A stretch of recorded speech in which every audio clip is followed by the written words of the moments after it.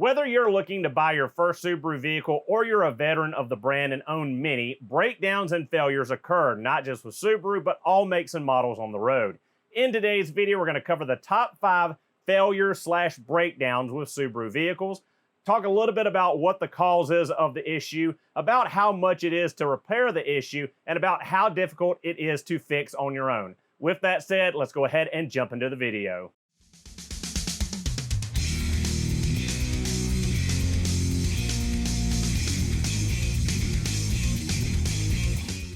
So starting off with number 1, it's got to be, of course, the head gaskets. Anytime you say the Subaru name, everyone comes up with head gaskets, even though this problem has been pretty much alleviated for over a decade now. So the head gasket issue, we've heard it over and over again. I've made many videos here on YouTube about it and lots of repair videos on fixing Subaru head gasket issues.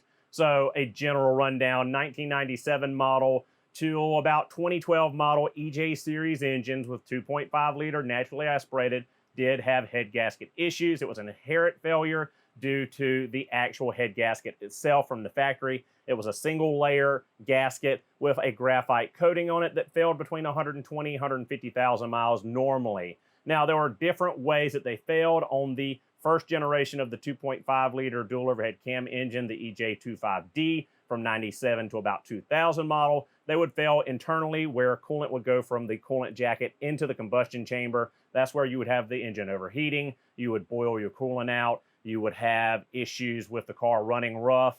And if you pulled the spark plug out and ran a borescope in there, you'd see that the pistons were steam cleaned from that coolant going into the combustion chamber. Now, on the later model, single overhead cam EJ series engines, it was a different story. Most of the time, they failed externally. What would happen is the coolant jackets and the oil galleys would leak externally. So you'd see oil and coolant leaking between the engine and the block outside of the engine.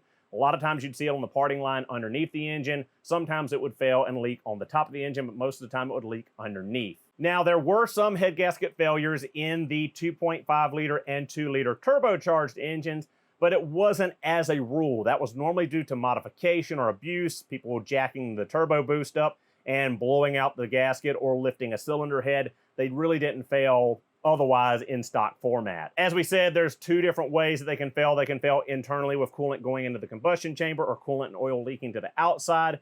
And again, you can visually check that on the later model engines. On the early model engines, you want to do a block test or a cylinder leakage test where you put compressed air into the cylinder and see if you get any bubbling in the cooling system, or you put a fluid that changes color with the detection of carbon dioxide and other exhaust gases through the cooling system. So there's 2 different methods to test that. And with these, it's basically a visual. You'll see it leaking on the outside. If you ignore it for too long, it will fail internally as well and give you those same overheating and boiling of the coolant like the early models did. Now, as far as the difficulty of this repair, I would put it at about a 4 out of 5.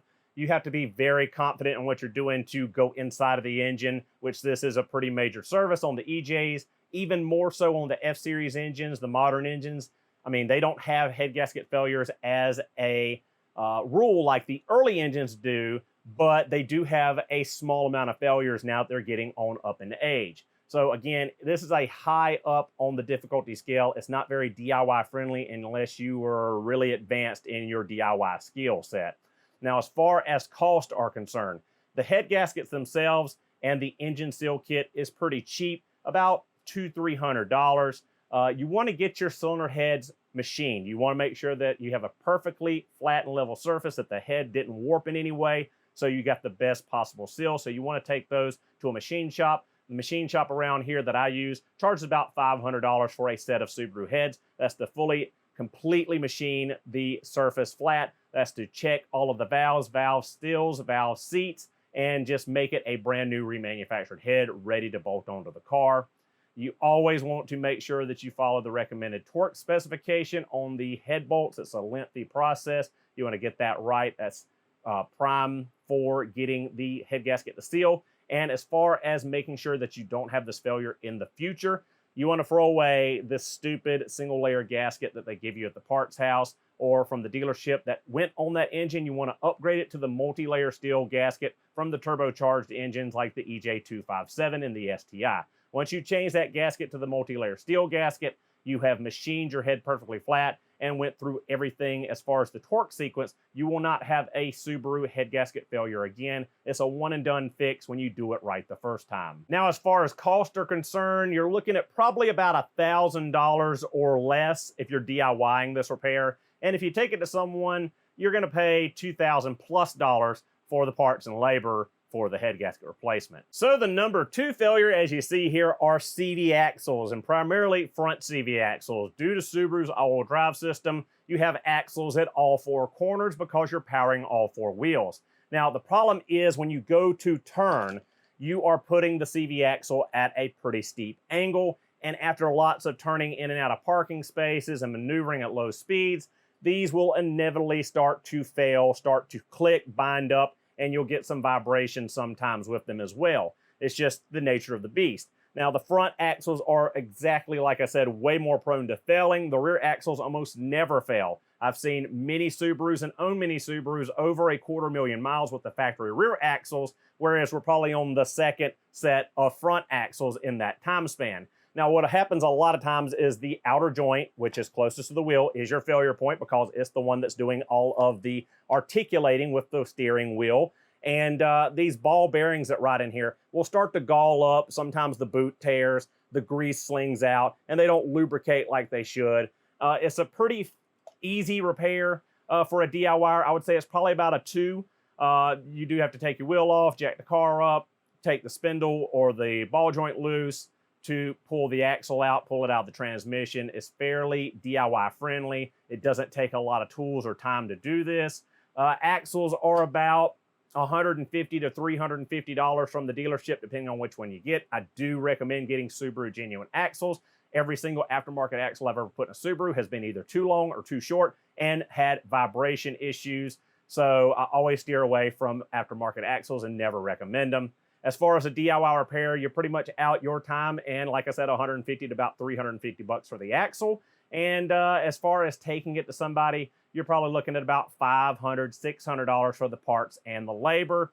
But of course, if you want to DIY it, you can always check them out at SubaruPartsDeals.com and get your best price on Subaru parts. Number 3 on the list is oil consumption. Oil consumption issues are something kind of new to Subaru that started around 2011 to 2013 when the FA FB series of engine was introduced and the EJs were phased out. Now, there's lots of theories about why they are consuming oil, but the one that most people agree on is the fact that they switched to a lower tension piston ring, all of the piston rings, the upper, lower, and the oil control ring, to try to free up friction in the engine and free up some more miles per gallon. Now, what happened with that is the spring tension is much lower in the oil control ring, so it's not as easy for it to keep its pressure up against the cylinder bore to scrape that oil away and keep it from going in the combustion chamber and burning.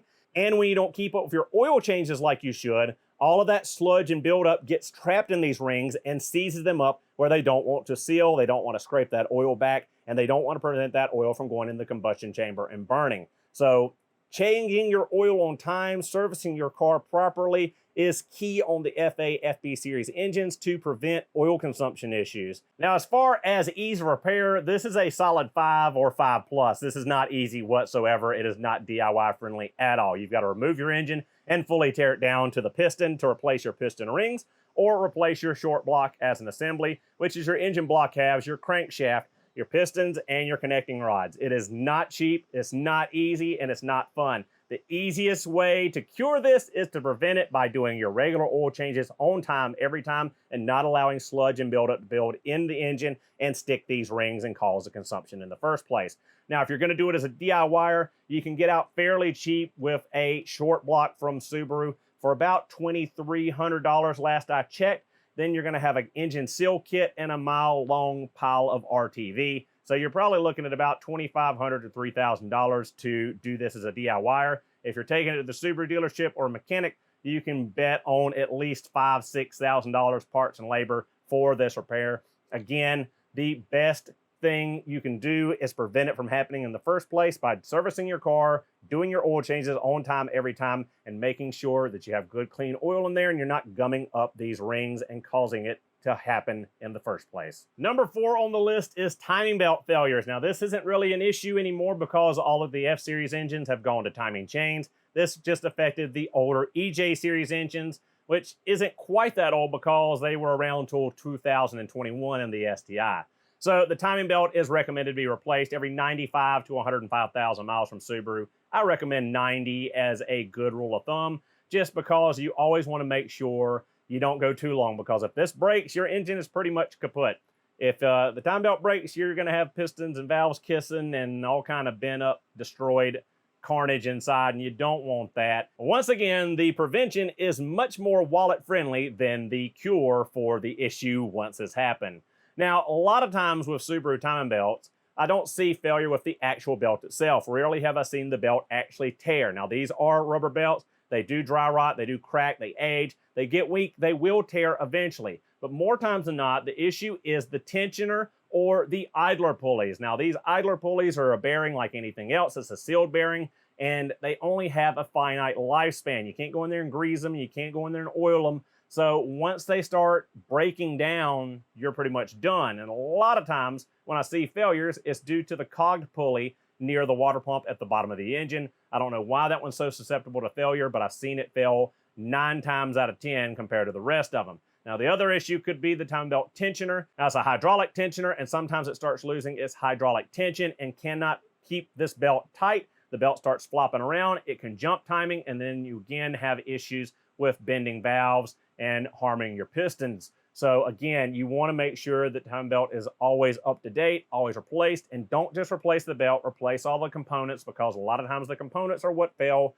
rather than the belt. Now, as far as DIY friendliness, I'd say this is about a 3 to a 4. It is more involved. You have to be very careful in making sure you time the engine correctly, because if you put on the timing belt incorrectly, you're going to wreck your engine just the same as if the timing belt broke. So you have to be very careful there. You have to be cognizant of what you're doing and make sure you are very careful when you do everything and get everything lined up perfectly. Now, as far as costs are associated with this, it's about $350 for a good Ison timing belt kit, which is the belt, the water pump, and all of your tensioner and pulleys. You also want to go ahead and throw in a thermostat, which is about $60 from Subaru. You got your coolant drain, you're replacing your water pump. Why not put a thermostat in there? It's new, and you know you're not going to have a failure compared to putting that old thermostat back in. So as far as costs are concerned, you're at about $400, $450 between coolant, thermostat, and your timing belt kit to DIY this. If you're taking it to a mechanic, you could see almost $1,000 parts and labor. Just depends on your area and how much they charge. But more than likely, you'll see about $800 or so for an EJ Series timing belt service. So last but certainly not least, number 5 on the list are wheel bearings and hub assemblies, just like this rusty old piece of junk I pulled out of the scrap metal bin.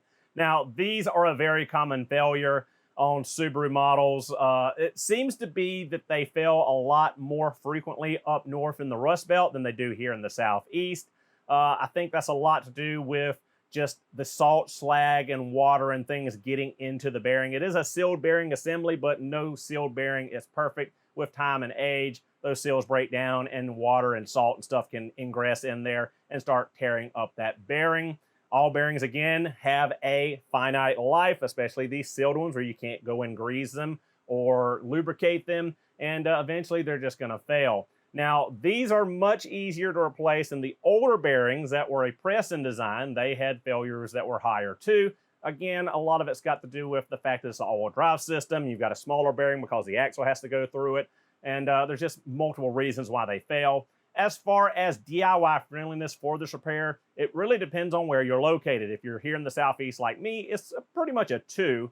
And once you unbolt it, it falls out in your hand with no issues. Now, if you're somewhere up north, it could be a 5. It could be a 4 to a 5, because I've seen people that have had the torch out, cut out. Just these things are horrible once they rust and seize into the spindle or into the trailing arm. They're a nightmare. There's just a lot of pain associated with it. So if you're in the Southeast and your car has no rust on it, it's pretty much a 2. You can tackle it fairly easily. Minimal tools required. If you're up north, you better have a good experience or good working knowledge with drilling out bolts, drilling out fasteners, dealing with rust, torching things, beating things out, and pressing things out, because it can be a nightmare scenario. Now, as far as costs are associated with a wheel bearing hub assembly replacement, these are not cheap. I think they're about $200, $250. Last I priced some at the Subaru dealership. I might be wrong on that. They might be $180. I'll put on the screen somewhere about what these hubs are going for now, these assemblies. The older ones were a little bit cheaper because the bearing was sold separately with the seals, but then most of the time you had to buy the actual hub because it was torn up from tearing around inside the bearing itself. And then you had to press it out in a shop press, and it was just a pain. Either way, pretty cost effective if you're DIYing it, especially again if it's not rusted in and it comes out fairly easily. If you're taking it somewhere, you could pay up to $500, probably parts and labor, to replace one wheel bearing hub assembly. Again, if it's rusted in, they got to take a lot of time and labor to beat it out of there. So it's kind of a regional thing as far as this failure and repair is concerned. So guys, there you have it. There is my top 5 failures, issues you might see with your Subaru vehicle. Let me know in the comments down below what you think of my list. Is there something I should have added, something I should have taken off? Let me know your thoughts and feelings down below. Have you struggled with a wheel bearing hub assembly or any of these repairs in the past? And have my videos helped you in diagnosing or repair them? Let me know. I'd love to hear it. Thank you guys so much for watching. Hope you enjoyed the video. I'll see you all in the next one.